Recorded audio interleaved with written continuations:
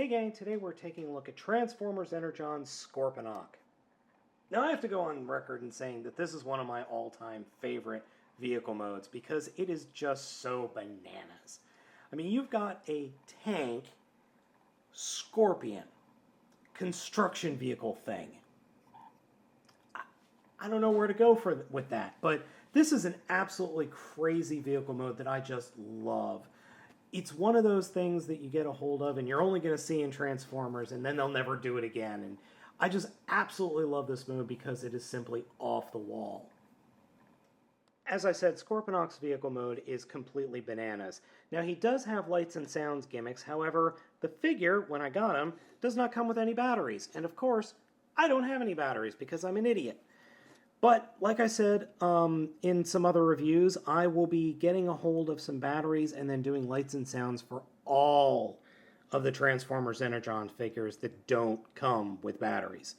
That being said, he does have a hyper mode, which, if you haven't watched Energon, is more of just, okay, well, we're going to put some clear plastic weapons on the guys and call that a mode. So for his hyper mode, you've got this little button up here, this canopy section, which you slide back to deploy some guns, which, of course, isn't working for me right now. So, just get everything lined up. There we go.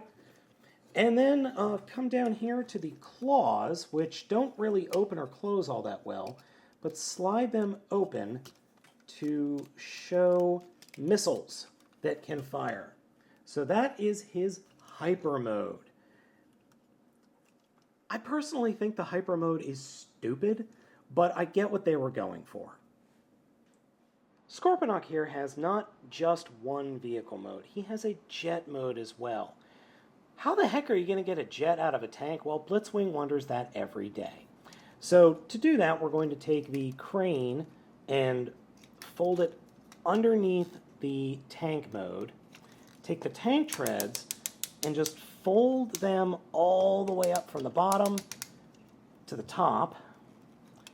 Take the front of the Scorpion mode and open it up and swing it back.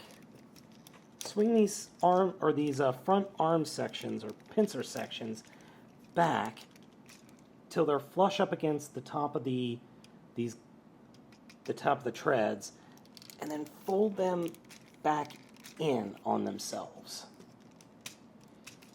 And we actually want to fold them out just a little bit so then we have room to bring the fuselage or the tail of the Scorpion mode around, and then that will peg into place. Now my figure is very tight even after all this time, and if you pop off one of the hyper mode guns, don't worry, they just pop right back on. Very, very simply. From here, just take the claws and fold them straight back along the fuselage, and then take the back of the blue part of the treads and fold them out to the sides to form engines. Now, yes, I will be the first to admit that that is the dumbest flying mode I've ever seen, but hey, it's nice to have options. I don't know how this is aerodynamic. I have no idea how the hell this thing actually flew.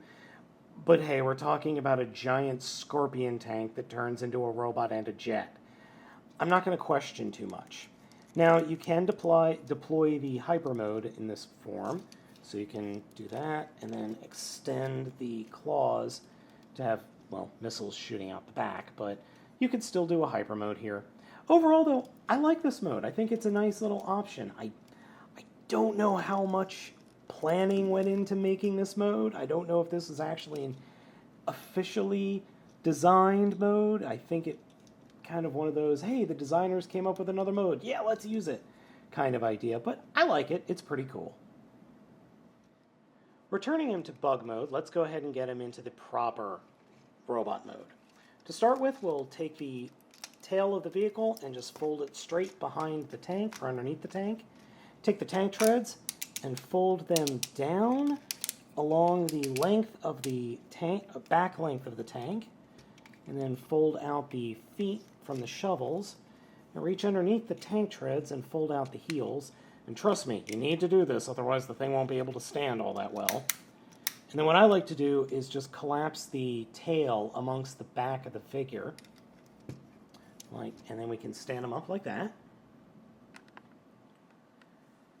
For the chest, or for the torso, take the claws, turn them 180 degrees, and then kind of angle them out away from the top. Then split the front of the scorpion mode open like that to form the shoulders. Take the canopy of the tank mode, fold it down, and rotate up the head. And there we go. Scorponok's robot mode has always been very impressive to me. I've always liked this robot mode. It's very G1-esque, but at the same time, it's something unique. And that's really hard to pull off, especially on any Transformers cartoon series. The character itself is rather tragic, and I suggest you look it up, and Super Link is definitely where you want to go. Avoid the actual Energon cartoon and search out the Japanese version, because they really get into his backstory a little better, plus the dialogue actually makes sense as opposed to the US version. Now you can deploy his hyper mode in this form, and I'll do that in a minute, but I wanted to show you a little bit of the detailing of the figure. I wanted to give you guys a good look at the face because I think the face is really well done on this figure. It's molded very nicely. The paint is a just great paint job. The eyes, especially with the red, just really, really nice.